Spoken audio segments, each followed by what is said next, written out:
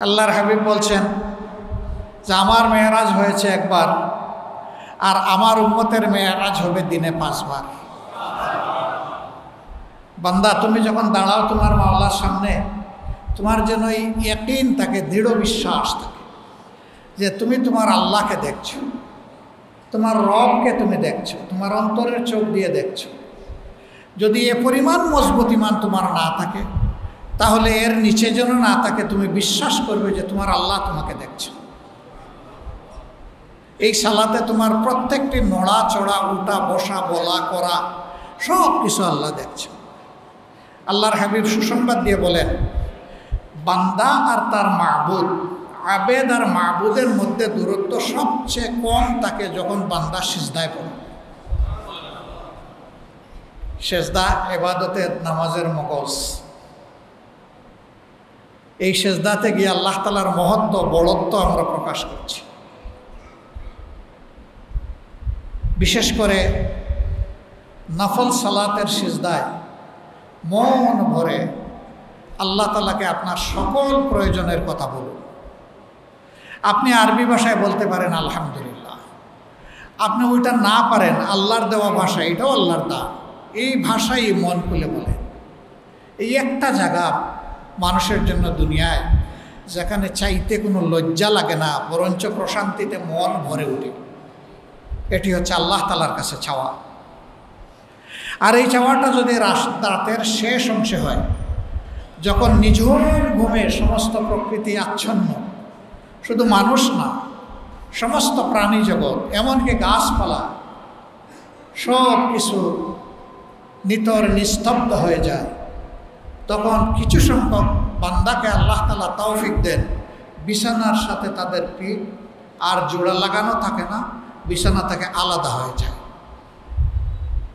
তখন সে তাহারাত হাসিল করে, গোসল হোক, উজু হোক, অথবা ওজরের ক্ষেত্রে সেটা তায়াম্মুম হোক, সেই অবস্থায় বান্দা আল্লাহর শানে যদি দাঁড়ায় সেজদায় গিয়ে ওই কাজটা করে আল্লাহু আকবার।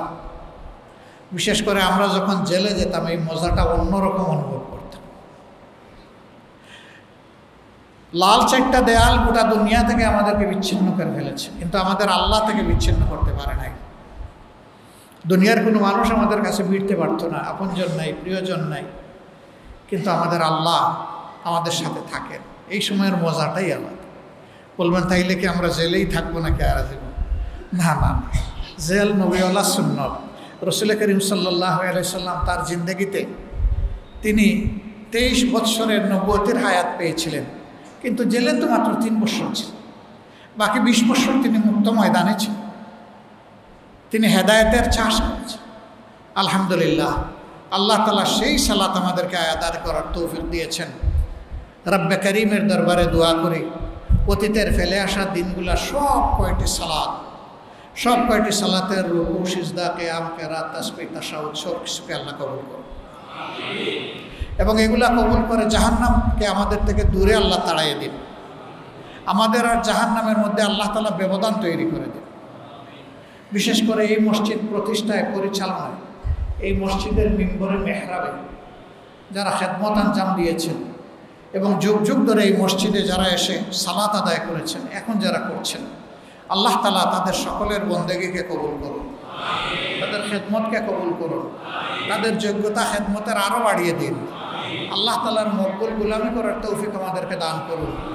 আর যারা আমাদের ছেড়ে চলে গেছেন, আল্লাহ রাব্বুল আলামিন তাদের কবরগুলোকে জান্নাতের নূর দিয়ে জাইয়ানা করে দিন। মাহবুব তার মায়ার জান্নাতের সাথে ওই সমস্ত মানুষগুলার কবরের সাথে এক একটা জানালা আল্লাহ তাআলা খুলে দিন। সম্মানিত মুসল্লিয়ানে কেরাম, এই মসজিদে আসলে শান্তির পরশ পাওয়া যায়। আজকে সোমবার না? হ্যাঁ, রবিবার, সোমবার। এইমাত্র 3 দিন আগে জুমাবার গেল। জুমাবারে জুমার সময় 2 রাকাত ফরজ নামাজ আর 2টা ওয়াজিব খুতবা, কিন্তু এই 2টা ওয়াজিব খুতবা এবং 2 রাকাত ফরজ নামাজের সাথে আরও কিছু সালাত আদায় করা, এবং বিশেষভাবে ওই দিন খুতবা শোনার জন্য আমরা সবাই চলে আসি। ঘন্টা 1.5 ঘন্টা সময় এখানে থাকি। নামাজের প্রথম সারিতে যদি একটা শিশু এসে বসে যায় 10 বৎসরের, 80 বৎসরের কোনো মুরব্বী এসে বলতে পারবেন না, এ শিশু তুমি এখানে কেন, পিছনে যাও, এটা বলতে পারবেন? কারণ এই জায়গায় উঁচু নিচু, এই জায়গায় ছোট বড়, এই জায়গায় অভিজাত গরিব, এর কোনো পার্থক্য নাই।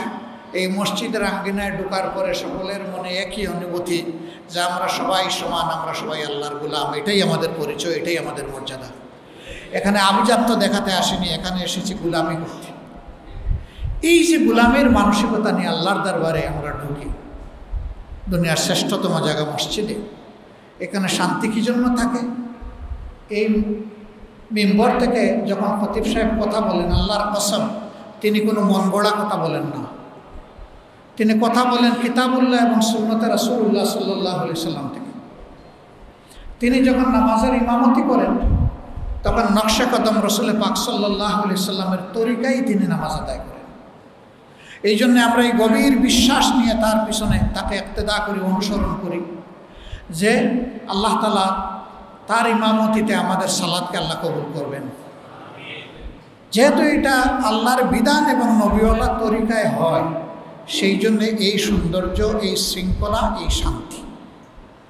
কিন্তু এই নামাজ থেকে বের হয়ে আমরা যখন রাস্তায় নামি তখন কি সেই শান্তিটা আমরা পাই? যখন পরিবারে ফেরত যাই পাই, যখন ব্যবসায় বসি পাই, যখন আমরা চাকরি বাকরি করি তখন পাই, যখন রাষ্ট্রে আমার কোনো নাগরিক কোনো অধিকার আদায় করতে যাই তখন কি পাই? পাই না। সর্বত্র আমরা দেখি বিশৃঙ্খলা, অন্যায়, অপরাধ, দুর্নীতি এবং অপমানজনক আচরণের মুখোমুখি মাঝে মধ্যে আমরা হই।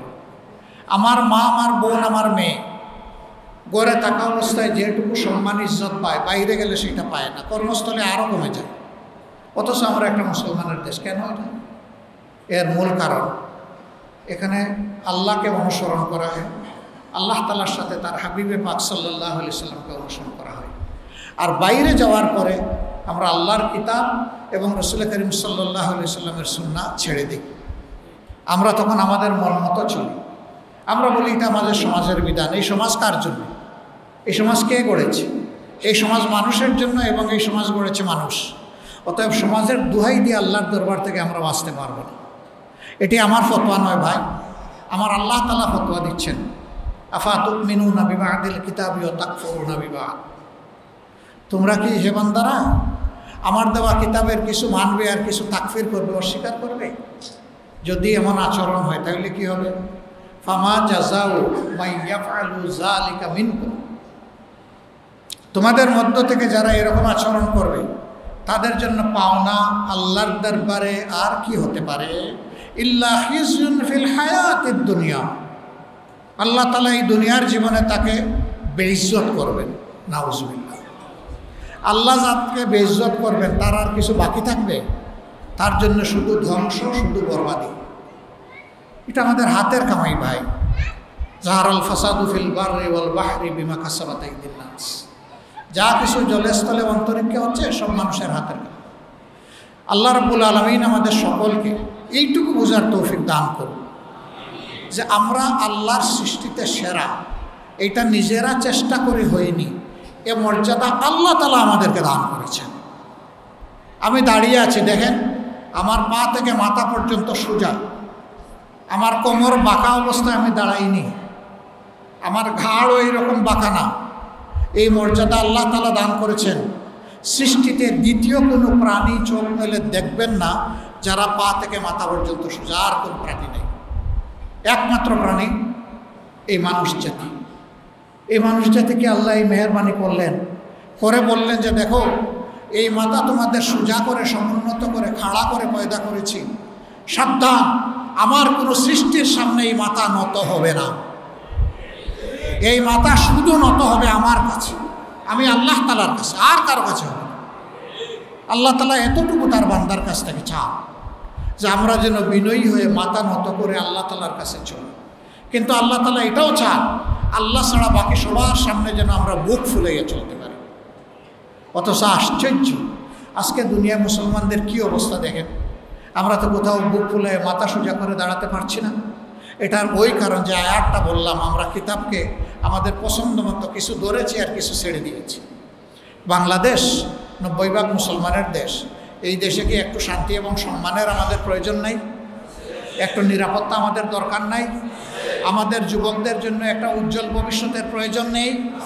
যদি এই সবটুকু পেতে হয়, আল্লাহর কসম এই সবটুকু আল্লাহ তাআলা কালামে হাকিমে দান করেছেন, এর বাইরে কোথাও নেই। আল্লাহ তাআলা কোরআন শরীফের সর্বশেষ যে আয়াত নাজিল করেছেন, এটার মাধ্যমে এটা স্পষ্ট করে দিয়েছেন, আল-ইয়াওমা আকমালতু লাকুম দীনাকুম ওয়া আতমামতু আলাইকুম নি'মাতি ওয়া রাদিতু লাকুমুল ইসলাম দীনা। এটা রাসূল করিম সাল্লাল্লাহু আলাইহি সাল্লামের পর বিদায় হজের সময়ে মিনার ময়দানে আইয়ামে তাশরিকের দিনে নাজিল হয়েছিল। আল্লাহ তাআলা সাফ জানিয়ে দিলেন, আজকে আমার পক্ষ থেকে মানবজাতির চলার যে বিধান, আজকে এটাকে এই আয়াতের মাধ্যমে পরিপূর্ণ করে দিলাম। বলেন সুবহানাল্লাহ। এইটাই কোরআন শরীফের 6666 নম্বর আয়াত বা সর্বশেষ আয়াত। এরপরে আল্লাহ তাআলা বললেন, ওয়া আতমামতু আলাইকুম নি'মাতি, আর হে বান্দারা, আমার নিয়ামত ছাড়া দুনিয়া এক চুল পরিমাণ বাঁচতেও পারবে না, চলতেও পারবে না। যদি আমার নিয়ামত পেতে চাও, তাইলে এই কোরআনকে নিয়ামতের জরিয়া বানাইয়ে দিলাম। সুবহানাল্লাহ। এখন কোরআন ছেড়ে কি নিয়ামত কোথাও পাওয়া যাবে? আর নিয়ামত না পাইলে কি শান্তি এবং সম্মান পাওয়া যাবে? আসেন, 90% মুসলমানের এই দেশে আমরা সিদ্ধান্ত নই, অতীতে যা হয়েছে হয়েছে, আল্লাহ আমাদেরকে ক্ষমা করুন।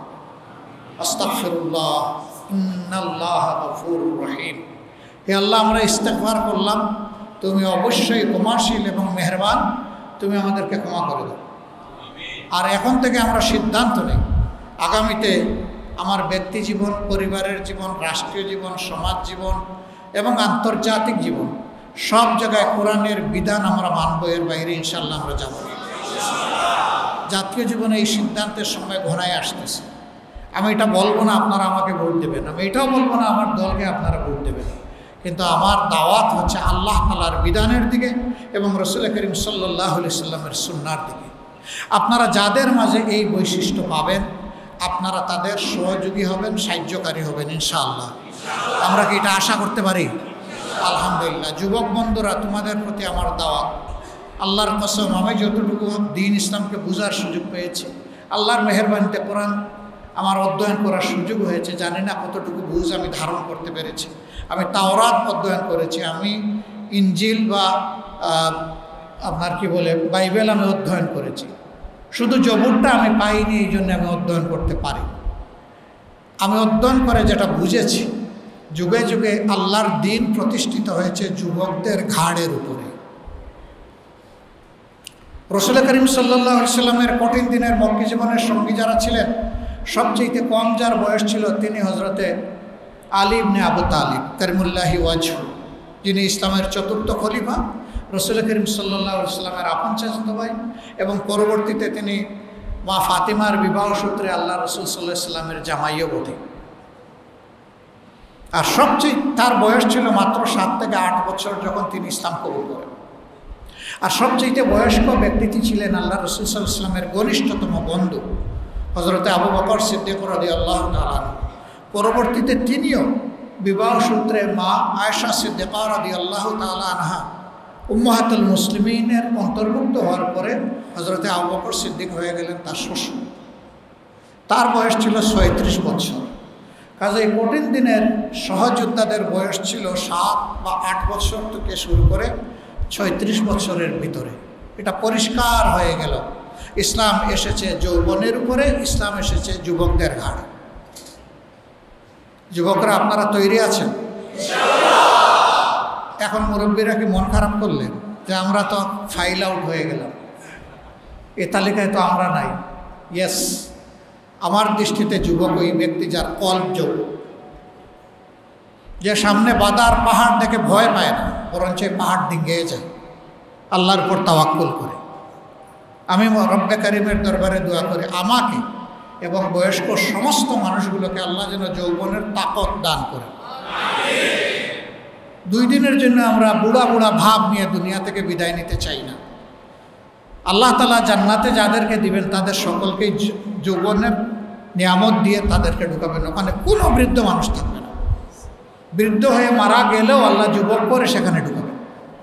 তো সেই অনন্ত জীবনে আল্লাহ যদি যৌবনের নিয়ামত আমাদেরকে মেহরবানি করে দান করেন, তাহলে দুনিয়ার জীবনে কয়েকদিনের জন্য বুড়া হইয়া কোনো লাভ আছে নাকি? সব বয়স্ক মানুষেরা নিয়ত করেন যতদিন আল্লাহ হায়াত দেবেন আপনার কল্প যেন যৌবনের শক্তিতে বলিয়ান করে দেন আল্লাহ তাআলা। এবং এটি সম্ভব। দুনিয়া এই ধরনের ঘটনা একটা নয়, দুইটা নয়, বহু পরিমাণে আছে। আমরা যুবকদেরকে আশ্বস্ত করছি, বয়সে যারা যুবক, ইনশাআল্লাহ মানুষের কল্যাণে আল্লাহর দিনের জন্য আমরা সমান তালে তোমাদের সাথে থেকেই লড়াই করবো ইনশাআল্লাহ। এবং আল্লাহর দিন যতদিন পর্যন্ত পরিপূর্ণভাবে কায়েম না হবে জমিনের উপরে, যা আল্লাহ চান, ততদিন পর্যন্ত আমাদের এই লড়াই চলতেই থাকবে। আমরা থামবো না ইনশাআল্লাহ। আমরা অনন্ত যাত্রার দিকে, সফরের দিকে এগিয়ে যাব ইনশাআল্লাহ, হাতে হাত ধরে। এই কয়েকজন মানুষকে এই দেশ পাল্টায় ফেলতে পারবো, কিন্তু এখান থেকে শুরু হোক। আমার পরিবার, আমার আত্মীয় স্বজন, প্রতিবেশী, কর্মস্থলের সাথী, সঙ্গী, যে যেখানে বিচরণ করি, সব জায়গায় আমরা হকের এই আওয়াজ ইনশাআল্লাহ পৌঁছে দেব। আমরা রাজি আছি। আল্লাহ তাআলার হাবিব বলেছেন, বাল্লিগু আন্নী ওয়ালাউ আয়া। একটা আয়াতও যদি তোমার জানা থাকে আরেকজনকে তা পৌঁছে দাও। আমরা ইনশাআল্লাহ পৌঁছে দেব। আপনাদের কাছে আমি কৃতজ্ঞ। নামাজের পরে মূল্যবান সময় আপনারা ধৈর্য ধরে এখানে বসেছেন। এর প্রতিদান আমার কাছে নাই, কিন্তু আমার আল্লাহ তাআলার কাছে আছে। আল্লাহ তাআলার দরবারে দোয়া করি, এই ধৈর্য ধরে বসা এবং শোনা, সহযোগিতা করা, ক্ষেত্র বিশেষে আশ্বস্ত করা, বিভিন্ন কথার সমর্থন জানানো, এই সব কিছুকে আল্লাহ যেন কবুল করে এবং আল্লাহ যেন এর বিনিময়ে দুনিয়া আখিরাত দুই জায়গায় আপনাদের সকলকে সম্মানিত করেন। এর বিনিময়ে আমাদের জমিনটা যেন আল্লাহ তাআলা কল্যাণ আর কল্যাণ দিয়ে ভরে দেন। আল্লাহ তাআলা আপনাদের হায়াতে, সেহাতে, ইজ্জতে, রিজেকে, ইলমে এবং আমলে অফুরন্ত বারাকা দান করুন।